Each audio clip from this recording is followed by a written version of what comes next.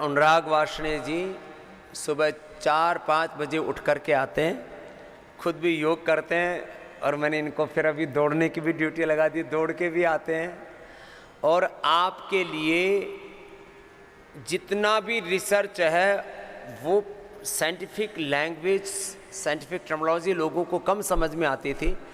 ये भी एक बहुत बड़ी महारत है हमारे डॉक्टर अनुराग वार्ष्णेय जी की कि विज्ञान की कठिन परिभाषाओं को, उसकी बहुत ही क्रिटिकल टर्मिनोलॉजी को भी आम आदमी की भाषा में समझाते हैं। इसके लिए भी इनका बहुत बहुत अभिनंदन है। नहीं तो लोग विज्ञान ज़्यादातर लोग इसीलिए तो नहीं पढ़ते, बोले अरे इसकी ये समझ में नहीं आते अपने। आज स्वामी जी मैं कुछ डेटा बताऊंगा कफेस्टी के बारे में। ये बिल्कुल ब्रांड न्यू डेटा है स्वामी जी, अभी इसके बारे में ज़्यादा डिस्कशन हुआ नहीं है और आपको भी आज इस मंच से पहली बार कुछ डेटा भी हम दिखाएंगे स्वामी जी, जहाँ हम बात करेंगे धूपन against broad spectrum lung pathogens. तो जो ब्रॉड स्पेक्ट्रम लंग पैथोजेंस है, इसका मतलब लंग्स के जो जो कीटाणु हैं, जो जो पैथोजेंस हैं, उनके खिलाफ एक ब्रॉड तरीके से क्या ये धूपन क्रिया सहायक हो सकती है, उनके जो आपस में इंटरेक्शन है उनसे होल्ड कर सकती है और कैसे वो ऐसे काम कर सकती है। तो समझिए अगर आप स्क्रीन पर देखें तो ये समझिए थोड़ा सा डेटा है हमारे लंग्स के बारे में और जहाँ हम रहते हैं उसके बारे में। आजकल की समझिए जैसी जीवन शैली है, ऐसा हो गया है कि लगभग लोग 90% से ज़्यादा टाइम अपना इंडोर व्यतीत करते हैं। बाहर आना जाना थोड़ा कम हो गया है, एसी का कंफर्ट, हीटर का कंफर्ट, तो लोग बहुत ज़्यादा टाइम घर के अंदर ही रहते हैं, कमरों के अंदर रहते हैं और ऐसा कहा गया कि लगभग 90% टाइम हमारा अंदर रहता है। और जब हम अंदर रहते हैं तो इंडोर एनवायरनमेंट के अपने प्रॉब्लम्स हैं, उसके इशू सबसे ज़्यादा आते हैं जब हमारे पास आसपास बैक्टीरिया और फंगस के स्पोर्स और उनके पार्टिकल्स हमारे आसपास तैरते रहते हैं। तो समझिए काफ़ी ऐसा हुआ है, रिसर्च यहाँ देखने का प्रयास किया गया है कि हवा के अंदर, घर के कमरों के अंदर अगर हम 1 metre by 1 metre by 1 metre का एक वॉल्यूम लें और देखें कि उसके अंदर कितने स्पोर्स हो सकते हैं, तो स्वामी जी लगभग 100 से लेके 1 लाख तक स्पोर्स एक उस हवा के टुकड़े में हो सकते हैं जहाँ बैठ के हम सब सांस ले रहे होते हैं। तो इसका मतलब ये हो जाता है कि हम हमेशा आसपास अपने माइक्रोब से घिरे रहते हैं। हमारी इम्यूनिटी तय करती है कि हम कैसे उन माइक्रोब से लड़ पाते हैं और अगर हमारे पास एक अच्छा विकल्प हो स्टरलाइजेशन का तो क्या हम उनसे और अच्छे तरीके से लड़ सकते हैं। तो अगर हम ये देखें कि जो अब आप स्क्रीन पर दिख रहे हैं स्वामी जी, ये थोड़ा सा अलग टाइप का कार्टून है जहाँ एक सज्जन बीच में खड़े दिख रहे हैं और आसपास जितने भी एरियाज़ हैं जहाँ जहाँ माइक्रोब्स हो सकते हैं वहाँ ब्लैक मार्क्स से दिखाए हैं। एसी के डक्ट स्वामी जी सबसे बड़े कंडक्टर है माइक्रोब्स के। एसी के जो डक्ट लगे होते हैं उसके थ्रू बहुत सारे फंगस ग्रो होते हैं क्योंकि वहाँ मॉइस्चर होता है और वहाँ स्पोर्स बनते रहते हैं और नाक के थ्रू आते रहते हैं। इसलिए कहा भी जाता है कि उनका फिल्टर हमें बार बार क्लीन करते रहना चाहिए ताकि हमें इन्फेक्शंस वगैरह ना हो। किसी ने तो एसी लगवाने के 2-3-5 साल तक उसको साफ ही नहीं किया है, वो सब आपके भीतर ठूसता रहता है। तो वो एक स्वामी जी बड़ा वाला कंसर्न है क्योंकि वो एक तरीके से बैंक का काम करता है। हम आसपास साफ कर लेते हैं पर नए स्पोर्स एसी से आते रहते हैं और जब ये स्पोर्स होते हैं हमारे पास तो bacteria, fungus, allergen, endotoxins, mycotoxins, इन सब का एक सम्मिलित दुष्प्रभाव हमारे ऊपर पड़ता है। तो एलर्जी हो जाती है, डिजीनेस हो जाता है, बुखार आ जाता है। स्वामी जी टीबी भी इसी तरीके से फैलता है, एलर्जिक राइनाइटिस रहती है, अस्थमा हो जाता है, आंखें भारी हो जाती हैं, वाटरी आई हो जाता है, सिर दर्द रहता है और खांसी आ जाती है। तो ये सब एक तरीके से 6 बड़े बड़े जो कारक हैं, mycotoxins, bacteria, fungus, virus, allergens और एंडोटॉक्सिन्स, इन सब का सम्मिलित दुष्प्रभाव हमारे शरीर पे पड़ता है। तो उसके लिए हम क्या कर सकते हैं स्वामी जी? तो जो धूपन क्रिया है जो हमारी ब्रॉड स्पेक्ट्रम लंग पैथोजन के अगेंस्ट काम कर सकते हैं स्वामी जी, वो है कफेस्टी। इसके अंदर 19 अलग अलग कंपोनेंट हैं। अच्छी इसके अंदर जड़ी बूटियाँ हैं, मुलैठी है, सफ़ेद बसा है, बनफसा है, तुलसी है, दालचीनी है, लवंग है, अदरक है, तेजपात है, लिसोड़ा है, धतूरा है, रुदंती है, अकरकरा है, काकड़ा सिंगी है। जो स्वामी जी हमारे पास अब बहुत स्ट्रॉन्ग डेटा है कि रुदंती और काकड़ा सिंगी लंग फंक्शन के लिए बहुत ही उत्तम औषधियाँ हैं, वो भी स्वामी जी इसी कफेस्टी धूप में प्रेजेंट है। तो स्वामी जी फिर हमने इस कफेस्टी धूप का बहुत डिटेल एनालिसिस किया। इसको हमने जलाया और जो उसके धूम्र निकले, जो सफ़ेद वाले धुएँ निकले, उन धुएँ का हमने स्वामी जी एनालिसिस किया और देखा इसके अंदर बहुत अच्छे क्वालिटी के फाइटो कंपाउंड्स हैं जो नेचुरली उन औषधियों के अंदर पैक होते हैं। तो जलाने की क्रिया से वो सब हवा में आ जाते हैं और वो हम नाप पाए। और जो अब स्क्रीन पर देख रहे हैं स्वामी जी, ये गैस क्रोमेटोग्राफी है जो ये दिखा रही है कि कितने कितने कंपाउंड गैसियस फॉर्म में उस धूम्र में प्रेजेंट हैं।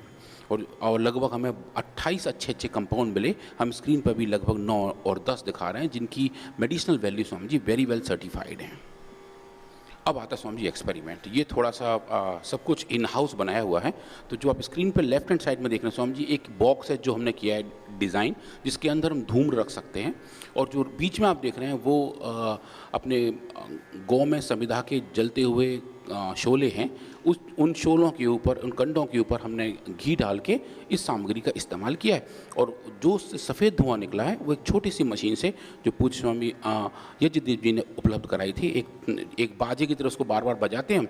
ये जो आप इधर देख रहे हैं बीच में स्वामी जी, इसको जो हम बार बार बजाते हैं तो इससे जो धुआं है वो वहाँ से कंडेंस होकर इस बॉक्सेस के अंदर जाता है। तो हमने इसमें 2 टाइप के प्रयोग किए। एक तो हमने जो धुएं को इकट्ठा किया, समझिए यहाँ दिख रहा है नीचे जो है ये जो बॉक्स है, देखिए पूरा धुएं से भरा हुआ है।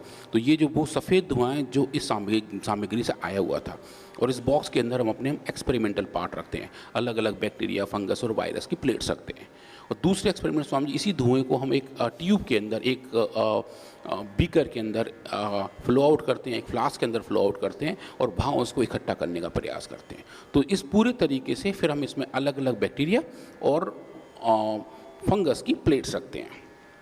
तो अगर आप बात करें स्वामी जी लंग पैथोजेंस की, तो 3 बड़ी चीज़ें हैं जो लंग की बीमारियां हैं। एक तो है न्यूमोनिया, दूसरा है ब्लैक फंगस डिजीज़ जो नाक के थ्रू सब में पहुंचता है, और तीसरा था कोविड। तो हमने तीनों चीज़ों का एक एक रिप्रेजेंटेशन लिया स्वामी जी। निमोनिया जिस बैक्टीरिया से होता है उसका नाम है स्ट्रेप्टोकोकस निमोनाई। तो वो एक ऐसा बैक्टीरिया है जो इसी के लिए जिम्मेदार है। तो हमने स्वामी जी हमारे पास लैब में वो है, हमने उसका इस्तेमाल किया और उसकी प्लेट्स को अलग अलग ग्रो किया। Black fungus disease Swami ji fungus से होता है, इसका नाम है कनिंगमेला बर्थोलेटी। स्वामी जी उसको भी हमारे पास लैब में है, हमने उसका भी इस्तेमाल किया और देखा कि क्या इफेक्ट आता है। और वायरस के लिए स्वामी जी हमने देखा SARS-CoV-2 कोरोना का जो वायरस था स्वामी जी, उसको हमने सूडो वायरस बनाया और देखा क्या इन धूम्र के इस्तेमाल से हम उन वायरस पे कंट्रोल कर सकते हैं। तो स्वामी जी एक एक करके वो तीनों डेटा देखेंगे। अभी हम जो स्क्रीन पर देख रहे हैं स्वामी जी, जो थोड़ा सा एक्साइटिंग डेटा है, जो हमारी पहली फाइंडिंग थी जहाँ हमने निमोनिया के बैक्टीरिया के ऊपर काम किया था।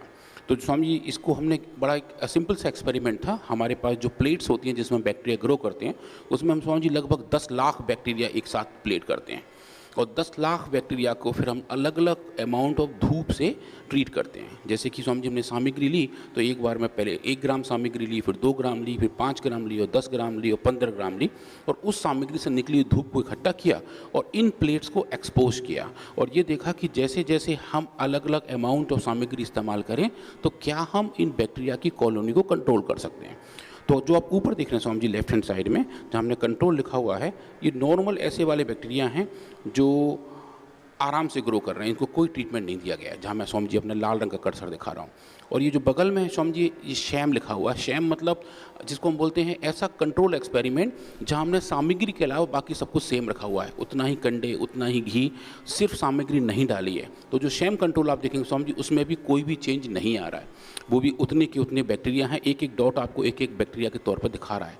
पर उसके बाद स्वामी जी 1 ग्राम का फेस्टी धूप, 2.5 ग्राम, 5 ग्राम, 10 ग्राम और 15 ग्राम, स्वामी जी 15 ग्राम तक पहुँचते पहुँचते स्वामी जी उन 10 लाख बैक्टीरिया की पूरी कॉलोनी साफ हो जाती है।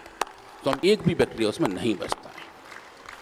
तो ये क्लियरली दिखाता है कि निमोनिया के जो बैक्टीरिया हैं उनका ग्रोथ कफेस्टी की धूप अच्छे से करती है, उनको ग्रो होने से रोकती है। ये तो स्वामी जी बात रही हमारी डोज डिपेंडेंट की, जितना ज़्यादा हम डोज दे रहे हैं उतने ज़्यादा बैक्टीरिया मर रहे हैं। पर स्वामी जी दूसरा एंगल जो आपने हमें ऐड कराया है वो है टाइम डिपेंडेंस। तो स्वामी जी फिर हमने क्या किया, हमने 15 ग्राम जो धूप है उसका एक्सपेरिमेंट किया और अलग अलग टाइम पर उतना उसका एक्सपोजर दिया, 3 घंटे, 6 घंटे, 16 घंटे और 24 घंटे। तो Swami ji right hand side पर डेटा वही है, ये 0 घंटे का डेटा है, ये 3 घंटे का है, ये 6 घंटे का है, ये 16 घंटे का है और 24 घंटे का है। जैसे जैसे स्वामी जी टाइम बढ़ता है 16 घंटे के बाद तक 24 घंटे पर स्वामी जी बिल्कुल कॉलोनी क्लीन हो जाती हैं और ये दिखता है कि ये जो धूप है स्वामी जी, ये कंसंट्रेशन डिपेंडेंस है, डोज डिपेंडेंट और टाइम डिपेंडेंट दोनों तरीके से काम करती है। फिर स्वामी जी इसको हम क्वांटिफाई करते हैं, अलग अलग प्लेट का डेटा देखते हैं, क्योंकि जो आप स्क्रीन पर देख रहे हैं वो तो सिंगल प्लेट है। ऐसे हम स्वामी जी एक बार में 10 प्लेट, 6 प्लेट, 8 प्लेट लगाते हैं, उन सबको टोटल करते हैं, एवरेज निकालते हैं स्वामी जी, और ऐसा वाला एक कर्व आ जाता है जो ये दिखाता है कि डोज डिपेंडेंट और टाइम डिपेंडेंट तरीके से कफेस्टी धूप का इस्तेमाल निमोनिया के बैक्टीरिया को मारता है। और उसके बाद स्वामी जी हमने ये देखा क्या इनकी ग्रोथ पे भी कुछ सीधा सीधा फ़र्क पड़ता है। तो स्वामी जी वो भी हमने चेक किया और पाए कि जब हम इस कफेज टी को अलग अलग टाइम के साथ एक कल्चर में ग्रो हुए बैक्टीरिया को देखते हैं तो स्वामी जी वो भी डोज डिपेंडेंट तरीके से इनको इनहिबिट करता है और जो ग्रोथ कर्व है स्वामी जी वो आपको स्क्रीन पर भी दिखाई दे रहे हैं। अब स्वामी जी बैक्टीरिया के केस में जो सबसे बड़ी बात है और माइक्रोबायोलॉजी में सबसे बड़ा चैलेंज है वो स्वामी जी ये है कि बैक्टीरिया बायोफिल्म बनाता है। बैक्टीरिया अपनी एक कॉलोनी इकट्ठी कर लेता है और ऐसी कॉलोनी होती है जो आपस में एक दूसरे को हेल्प करते हैं। माइक्रोबायोलॉजी फील्ड में स्वामी जी बायोफिल्म को तोड़ना सबसे ज़्यादा चैलेंजिंग माना जाता है। तो स्वामी जी इस बार हम एक स्टेज आगे तक गए। इस बार हमने निमोनिया के बैक्टीरिया की बायोफिल्म तैयार की और देखा क्या वो बायोफिल्म अच्छे से बन पाती है और अगर वो बन पाती है तो क्या हम उसको धूप का इस्तेमाल करके तोड़ सकते हैं। तो स्वामी जी एक बड़ा चैलेंज था और आई थिंक आज तक किसी ने ऐसा ट्राई नहीं किया था। पीआरएफ में स्वामी जी हमने पहली बार ये काम किया और स्कैनिंग इलेक्ट्रॉन माइक्रोस्कोपी का इस्तेमाल करके स्वामी जी हमने उन कॉलोनी को देखा। तो जो आप स्क्रीन पर देख रहे हैं स्वामी जी एक छोटा सा स्कीमेटिक है। ये जो देख रहे हैं ये स्वामी जी एक नॉर्मल बैक्टीरिया जो एक लाइन में ग्रो हो रहा है। जब हम इसको स्वामी जी 3 दिन तक ग्रो होने देते हैं तो ये ऐसा एक बड़ा सा अपना झुंड बना लेता है और एक कॉलोनी बना लेता है, एक अपनी सोसाइटी बना लेता है जहाँ वो एक ग्रुप में ग्रो होते हैं। फिर इसको तोड़ना बहुत मुश्किल हो जाता है। तो ये जो बैक्टीरिया का झुंड है जो एक बायोफिल्म है उसको स्वामी जी फिर हमने एक प्लेट पे ग्रो किया जो आप स्क्रीन पर यहाँ देख रहे हैं स्वामी जी। यहाँ पर आप जूम करके देखेंगे तो ये सब सिंगल बैक्टीरिया हैं जो स्कैनिंग इलेक्ट्रॉन माइक्रोस्कोप से दिखते हैं। तो ये नंगी आँख से नहीं दिखते स्वामी जी, ये इलेक्ट्रॉन माइक्रोस्कोप से दिखते हैं। और जब हमने स्वामी जी इनको 24 घंटे ट्रीट किया इस धूप से तो स्वामी जी इसमें कमी आई। लेकिन जब हमने इसको 48 घंटे ट्रीट किया स्वामी जी लगभग गायब हो गया और 72 घंटे बाद स्वामी जी एक बैक्टीरिया नहीं बचा था, एक भी सिंगल नहीं बचा स्वामी जी। और ये स्वामी जी एक बहुत बड़ी बात थी। As an microbiological researcher biofilm को तोड़ पाना एक बड़ा अच्छी वाली फीलिंग देता है स्वामी जी। बहुत बड़ा चैलेंज होता है। बहुत चैलेंज देखो ये जैसे हम कहते हैं ना भाई इतने घंटा ये योग करो, इतना घंटा ये यज्ञ करो, ये तप करो, तो क्योंकि टाइम एंड डोज डिपेंडेंट तरीके से कैसे चीज़ें असर करती हैं, यही सेम काम सारी दवाइयों में होता है, यही सेम काम हवन में भी करके देखा, यही सेम काम हमने योगिक आसनों में, प्राणायाम में, ध्यान में करके देखा है। तो इसलिए समय की भी बहुत बड़ी महिमा है और उसमें जो मात्रा है औषधि की, हवन की, सामग्री की, धूप की और योग की दृष्टि से कहते हैं योगासन की, प्राणायाम की, ध्यान की, उसकी बड़ी महिमा है। और उसमें पूरी तरह से किसी भी बैक्टीरिया, वायरस, फंगस को जैसे बता रहे हैं, ये कुछ तो ऐसे चैलेंजेस होते हैं जो विज्ञान के क्षेत्र में पहली बार कुछ घटनाएं घटी हैं और उसके लिए पुरुषार्थ किया है हमारे डॉक्टर अनुराग वार्ष्णेय जी ने और पतंजलि रिसर्च फाउंडेशन के हमारे सारे साइंटिस्टों ने, हमारे पूज्य श्रद्धेय आचार्य श्री ने, हमारे पूज्य स्वामी यज्ञदेव जी, विप्रदेव जी ने, सबका अभिनंदन है। बड़ा काम हुआ है। तो स्वामी जी ये जो एक्सपेरिमेंट जब पहले दिन करके लाए थे और जो हमने जो डेटा देखा था, जब प्लान किया था, टीम में डिस्कस हुआ था, तो स्वामी जी आधे घंटे तक तो यही डिस्कशन हुआ था कहीं ऐसा तो नहीं है कि इन प्लेट में बायोफिल्म बनी ना हो, क्योंकि हमें मतलब लग ही नहीं रहा था कि ऐसा हो रहा है। कहीं ऐसा तो नहीं है कि एक्सपेरिमेंट में कहीं कुछ दिक्कत हो। पर स्वामी जी इसको हमने 8-9 बार रिपीट किया और हर बार देखा कि कफेज टी का इस्तेमाल ऐसे बैक्टीरिया की बायोफिल्म को तोड़ने में होता है जिससे निमोनिया हो सकता है। और ये स्वामी जी एक बहुत ही ज़बरदस्त फाइंडिंग थी and we are very happy for एक एक्सपेरिमेंट को जब विश्वास नहीं होता साइंटिस्टों को भी, जैसे बहुत से लोग ठीक होते हैं, बड़े बड़े बीमारियां ठीक कर लेते, डॉक्टर कहता हमको तो विश्वास नहीं हो रहा, तुम ठीक कैसे हो गए, ये तो हो ही नहीं सकता। तो हमारे डॉक्टरों को भी कई बार विश्वास नहीं होता कि ये हो कैसे रहा है, कहीं ऐसा तो नहीं कि कोई ऐसी कोई चमत्कार हो गया हो, कोई एक्सीडेंटल ऐसा हो गया हो। तो उसी एक्सपेरिमेंट को 10-10 बार, 20-20 बार, 30-30 बार करते हैं, अलग अलग डिफरेंट एंगल से, डिफरेंट एस्पेक्ट्स के साथ। जी स्वामी जी उसका एक कारण ये था कि बहुत सारी एंटीबायोटिक्स हैं वो बायोफिल्म को नहीं तोड़ पाती हैं। तो फिर ऐसा लगता है जो एंटीबायोटिक्स हाई डोज पर भी ऐसा नहीं कर पाते, एंटीबायोटिक्स भी जो काम नहीं करते वो यज्ञ ने कर दिया, ये बड़ा काम, ये सब बड़ी बात थी। तो फिर हम लोग बहुत एक्साइटेड हो गए थे। फिर देखा जब इतनी स्ट्रॉन्ग ये यज्ञ की धूप है, कहीं ऐसा तो नहीं कि हमारे लिए ये हानिकारक भी हो, क्योंकि हाँ, बहुत कहीं तेज हो तो पता अच्छे नहीं। सेल्स को तो नहीं मार रही। हाँ स्वामी जी, फिर चूंकि हम लंग्स की बात कर रहे हैं तो स्वामी जी फिर हमने लंग्स के सेल्स को ग्रो किए, हमारे पास ह्यूमन लंग सेल्स हैं उनको ग्रो किए, और स्वामी जी हम इसको बहुत हाई डोज तक लेके गए। और जो आप स्क्रीन पर देख रहे हैं लेफ्ट हैंड साइड में, ये स्वामी जी डेटा है कि सेल्स कितने जिंदा हैं। ये 100% सेल्स जहाँ पे जिंदा हैं, और जैसे जैसे स्वामी जी हमने ट्रीटमेंट देते गए, अब देखिए हाईएस्ट डोज तक सेल पॉपुलेशन में कोई चेंज नहीं आया था। जितनी भी सेल्स थे वो स्वामी जी उनमें कैसा भी साइड इफेक्ट इस धूम्र का नहीं पाया गया था। मैंने हवन को कुछ लोग कहते हैं क्यों धुआं कर रहे हो, क्यों पोल्यूशन कर रहे हो। ये पोल्यूशन नहीं है, ये नैनो मेडिकेशन है। आज तक दुनिया में हवन जैसी कोई नैनो मेडिसिन बन ही नहीं सकी। जो कोई दवाई ना खा सके उसकी आहुति, और ये आयुर्वेद में विधान है आज से हजारों साल पहले का, कि जिस रोग के लिए जो औषध खाने में प्रयोग की जाती है उस रोग के लिए उसी औषधि से हवन किया जाता है। ये हमारे रेफरेंसेज हैं, ये प्रमाण मिलते हैं हमारे शास्त्र। स्वामी जी वो डेटा भी आपको मैं अगली स्लाइड पर दिखाऊंगा, पर स्वामी जी एक अच्छा डेटा इसके बाद हम क्या एक्सपेरिमेंट प्लान किए थे कि चूंकि हमारे लंग सेल्स इससे बिल्कुल सेफ हैं, तो क्यों ना हम इसमें डुअल एक्सपेरिमेंट करें, क्यों ना हम बैक्टीरिया को लेके इन लंग सेल्स के ऊपर छोड़ें और देखें स्वामी जी कि अच्छे हेल्दी लंग सेल्स के अंदर ये बैक्टीरिया कितने घुस रहे हैं। स्वामी जी पहले वाले एक्सपेरिमेंट में हम सिर्फ बैक्टीरिया की ग्रोथ देख रहे थे, इस बार हमने देखा कि अगर हम निमोनिया के बैक्टीरिया को लंग सेल्स के ऊपर छोड़ें और उसके बाद ये देखें कि कितने बैक्टीरिया लंग सेल्स के अंदर जा रहे हैं और कितने मर रहे हैं, तो इसको स्वामी जी बोलते हैं बैक्टीरियल इन्वेजन। ऐसे कि कैसे बैक्टीरिया अतिक्रमण करके, जैसे चाइना का इन्वेजन की बात करते हैं ना स्वामी जी, वैसे ही बैक्टीरिया का इन्वेजन होता है अलग अलग सेल्स के अंदर। तो लंग्स के अंदर ये सेल्स जाते हैं और हमने फिर देखा कि अगर वो इन्वेजन हो रहा है और उस कंडीशन में अगर हम ये धूप देते हैं तो क्या वो इन्वेजन रुक सकता है। और Swami ji I am very happy to report कि हमने पहली बार ऐसा देखा कि बैक्टीरिया का एक स्वस्थ सेल के अंदर का इन्वेजन कफेस्टी धूप का इस्तेमाल करके स्वामी जी इसको हम रोक सकते हैं। और ये आप जो देख रहे हैं नीचे जो डेटा है, ये आप देख रहे हैं जैसे जैसे हम डोज बढ़ाते जा रहे हैं, ये टोटल अमाउंट ऑफ बैक्टीरिया हैं जो नॉर्मल सेल के अंदर पाए गए इन्वेजन के बाद। ये ऑलरेडी अतिक्रमण किए हुए थे और जब इनको स्वामी जी हमने एक्सपोज किया, स्वामी जैसे जैसे डोज बढ़ती चली गई वैसे वैसे स्वामी जी इनका नंबर कम होता चला गया और वहाँ तक पहुँच गया कि लगभग स्वामी जी हम 50% तक उस इन्वेजन को रोक पाए थे। और ये स्वामी जी एक बड़ी बात है, क्योंकि बीमारियों की शुरुआत वहाँ से ही होती है। बैक्टीरिया अगर हवा में है तो ज़्यादा परेशान नहीं करता, जब वो हमारे सेल के अंदर जाता है तब वो हमारे सिस्टम को हाईजैक करके बहुत कुछ ऐसा करना शुरू कर देता है जिससे बीमारी पैदा हो जाती है। तो स्वामी जी जो बीमारी का कारण है बैक्टीरिया की ग्रोथ, उस पर हम ये देख पाए कि कफेस्टी अच्छे से कंट्रोल करता है। और दूसरा जो अलग इंपॉर्टेंट फैक्टर है इन्वेजन, स्वामी जी वो भी कफेस्टी के इस्तेमाल से हम काबू कर पाए। तो स्वामी जी ये एक बड़ी वाली बात थी। फिर स्वामी जी हम इसके डिटेल में गए और देखा कि इसके अंदर है क्या क्या। आपने जैसे कहा ये सब नैनो मेडिसिन है स्वामी जी, उसका डेटा आपके स्क्रीन पे है। आप जो अच्छे अच्छे पार्टिकल देख रहे हैं स्वामी जी, ये देखिए ये 100 नैनोमीटर के साइज़ के पार्टिकल हैं स्कैनिंग इलेक्ट्रॉन माइक्रोस्कोप पे। ये धूम्र के पार्टिकल हैं जो हमने इकट्ठा करके माइक्रोस्कोप के नीचे देखे हैं।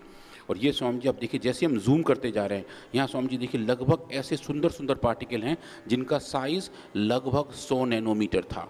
100 नैनोमीटर स्वामी जी समझें हमारे जो बाल की थिकनेस है उसका भी 70 गुना कम। इतना बारीक जो आप आंखों से देख ही नहीं सकते हैं, उसको स्वामी जी देखा। और ये आप देखिए लगभग हर एक सैंपल में एक ही साइज़ के पार्टिकल पाए गए थे। ये 3 अलग अलग रिप्लिकेट का डेटा है जहाँ हम देख रहे हैं कि जो पीक आ रहा है वो यहाँ आ रहा है। लगभग 96 नैनोमीटर इन पार्टिकल का साइज़ था जो नैनो पार्टिकल के क्लासिफिकेशन में फिट बैठता है। नैनो पार्टिकल को स्वामी जी उनको बोलते हैं ऐसे पार्टिकल जिनका साइज़ 200 नैनोमीटर से कम हो, वो सब नैनो पार्टिकल हैं। ये स्वामी जी 96 हैं और सब के सब स्टेबल हैं और यूनिफॉर्म है और बड़ा साफ़ सुथरे हैं। आप देखिए बिल्कुल क्यूब के फॉर्म में है।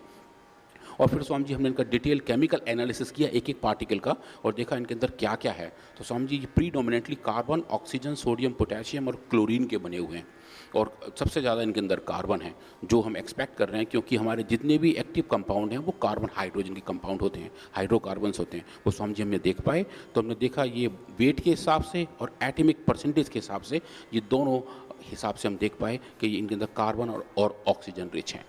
अब एक और जो बड़ी फाइंडिंग स्वामी जी अब यहाँ देख रहे हैं कि ये जो पार्टिकल हैं स्वामी जी इनमें चार्ज कितना है।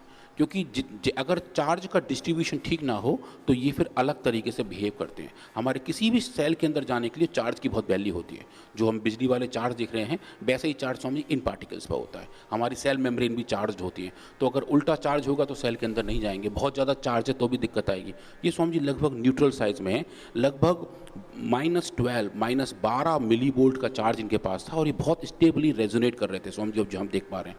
टाइम के साथ साथ ये स्टेबल थे और चार्ज थे। दैट मीन्स स्वामी जी कि ये हमारे बायोलॉजिकल सिस्टम को एक्सेप्टेबल होंगे। आप जो बात कहते हैं हर बार कि ये नेचुरली एक्सेप्टेबल ट्रीटमेंट मेथड्स हैं जो बहुत ही प्राकृतिक नहीं तो तरीके से। शरीर के जो सेल्स हैं यदि उनकी प्रकृति के अनुरूप कोई दूसरा तत्व ना हो तो उसके खिलाफ वो संघर्ष करते हैं, युद्ध करते हैं, प्रतिकार करते हैं।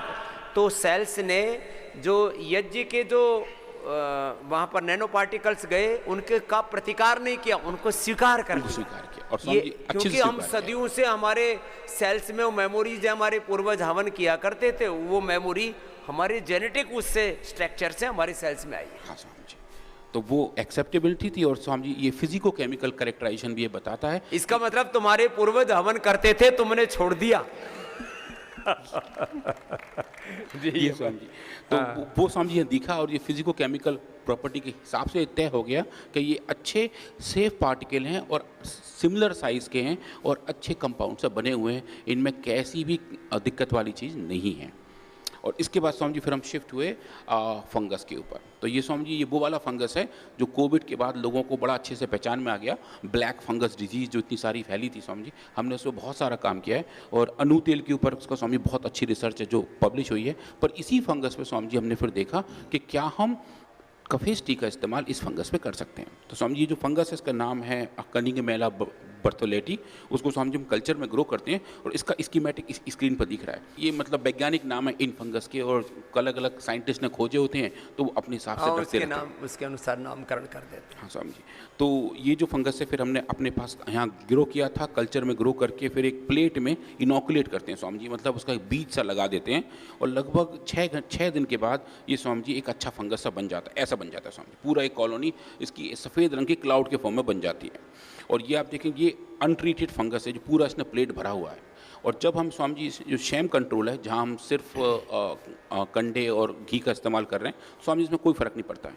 पर जब हम इसको कफेस्टी देते हैं स्वामी जी तो देखिए सुकड़ के सिर्फ बीच में रह जाता है। जो ब्लैक एरिया दे रहे हैं वो क्लीन एरिया है जहाँ से फंगस मर चुका है। तो स्वामी जी ये दिखाता है कि कफेस्टी के इस्तेमाल से हम इस ब्लैक फंगस डिजीज़ के फंगस को भी काबू कर सकते हैं। ये तो स्वामी जी एक्सपेक्टेड था।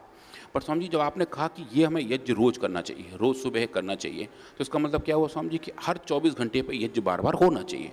तो स्वामी जी हमने वो वाले एक्सपेरिमेंट भी लैब में प्लान किए। फिर मैं क्या किया, आप जो राइट हैंड साइड में देख रहे हैं ये डे 1 जिस दिन हमने फंगस लगाया उस दिन है। और जब आप इसको 6 दिन तक छोड़ देते हैं तो ये ग्रो होकर स्वामी जी यहाँ तक आ जाता है। ये नॉर्मल कहानी है।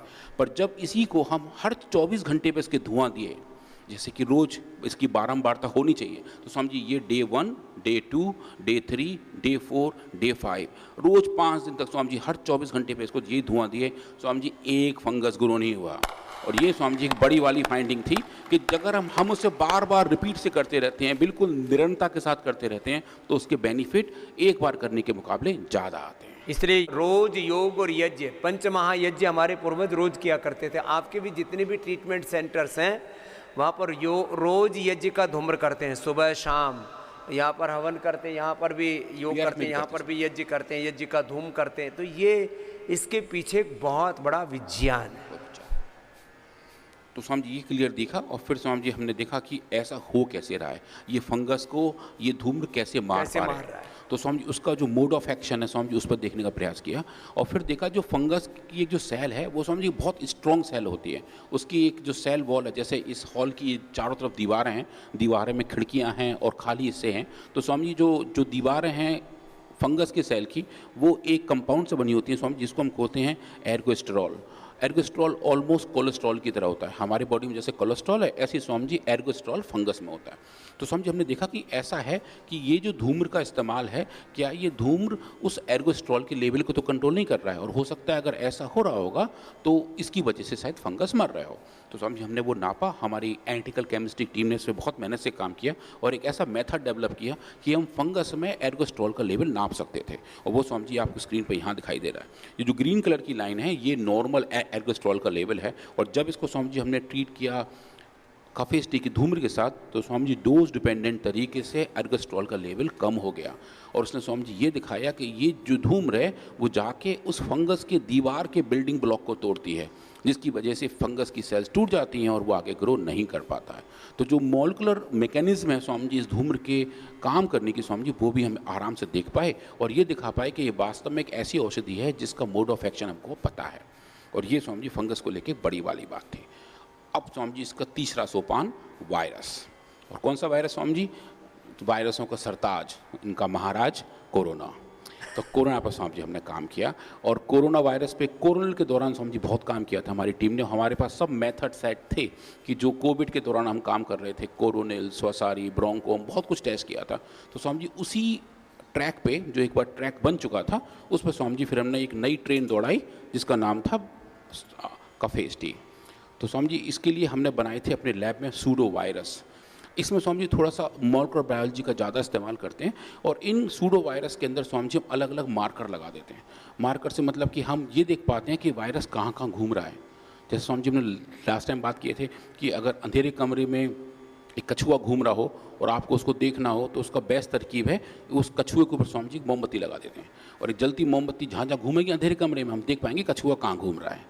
वैसे स्वामी जी हमने वायरस के साथ किया। इसके ऊपर स्वामी जी हमने 2 मोमबत्ती लगाई। एक तो वो जो दिखाती है फ्लोरोसेंस, जो ग्रीन कलर की लाइट दिखाती है, और दूसरा स्वामी जी एक ऐसा एंजाइम लगा दिया जिसकी एक्टिविटी हम ल्यूसीफरेज के तौर पे नाप सकते हैं। इन दोनों टेक्निक का इस्तेमाल करके हमने ये देखा कि क्या ये वायरस एक अच्छी ह्यूमन सेल के अंदर जा सकता है। इसको इस्तेमाल करके स्वामी जी हमने किया। आप देखिए लेफ्ट हैंड साइड पे ये हमारी नॉर्मल ह्यूमन लंग सेल्स हैं, जो फेफड़ों की सेल्स हैं। इनको स्वामी जी हमने ट्रीट किया इस वायरस के साथ। ये है वो सूडो वायरस और ये रहे स्वामी जी इसके अंदर 2 ये मोमबत्तियाँ जिनको हमें, जिसकी वजह से हम ट्रैक कर पाते हैं। और उसके बाद स्वामी जी इसको हमने दिया 16 घंटे तक कफेस्टी का ट्रीटमेंट। और देखा स्वामी जी जो नॉर्मल कंडीशन है, ये नॉर्मल सेल में देखिए इतनी सारी ग्रीन लाइट दिखाई दे रही हैं। ये वो हरी हरी मोमबत्तियाँ हैं जो बता रही हैं वायरस सेल के अंदर जा चुका है और अच्छा खासा दिख रहा है। और स्वामी जब हम इसी के साथ कफेस्टी का इस्तेमाल कर रहे हैं और आप देख रहे हैं जैसे जैसे कंसंट्रेशन बढ़ाते जा रहे हैं वैसे वैसे स्वामी जी ग्रीन लाइट कम होती जा रही है। आप स्क्रीन पर देख पाएंगे जो लास्ट में देख रहे हैं स्वामी जी 1 या 2 ही वो ग्रीन लाइट दिख रही हैं। वो ये दिखाती हैं कि इस कोविड वायरस के, इस कोविड सूडो वायरस के सेल के अंदर की इंटरलाइजेशन कफेस्टी की धूम ने स्वामी जी डोज डिपेंडेंट तरीके से कम किए हैं। और ये स्वामी जी एक बहुत बड़ी फाइंडिंग है, क्योंकि एक वायरस का इंटरलाइजेशन एक धूम्र चिकित्सा कम कर सकती है। आज तक स्वामी जी किसी ने ऐसा रिपोर्ट नहीं किया है। एट दैट टू कोविड, जो सब इन वायरस के सरताज रहे हैं, उनको हमें दिखा पाए कि ये हम आराम से कंट्रोल कर सकते हैं। और स्वामी जी ये जो दूसरा वाला हमारा जो मार्कर था, जो दूसरी मोमबत्ती थी ल्यूसीफरेज, स्वामी जी उसको भी नापा हमने। तो उससे क्या फ़ायदा हुआ स्वामी जी? हम एक ही फाइंडिंग को अलग अलग तरीके से देख पा रहे थे। तो यहाँ हम जब देख रहे हैं स्वामी जी, तो यहाँ भी डोज डिपेंडेंट तरीके से ल्यूसीफरेज एक्टिविटी भी कम होती दिख रही है। वो जो ये बताता है कि वायरस का ह्यूमन सेल के अंदर का एंट्री, इन्वेजन, उसका रिप्लिकेशन और मल्टीप्लिकेशन, वो पूरा स्टेप कफेस्टी की धूम से स्वामी जी कंट्रोल किया जा सकता है। और ये स्वामी जी एक ऐसी वाली फाइंडिंग थी कि जहां हम दिखा पाए कि एक धूम्र जो एक आयुर्वेदिक तरीके से क्लासिकली बनाई गई है, उसका इस्तेमाल करके हम लंग पैथोजेंस को काबू कर सकते हैं, चाहे वो बैक्टीरिया हो, चाहे वो फंगस हो, चाहे वो वायरस हो। स्वामी जी आपके चरणों में प्रणाम और आप सबका बहुत बहुत धन्यवाद कि आपने बहुत अच्छी से इस बात को सुना।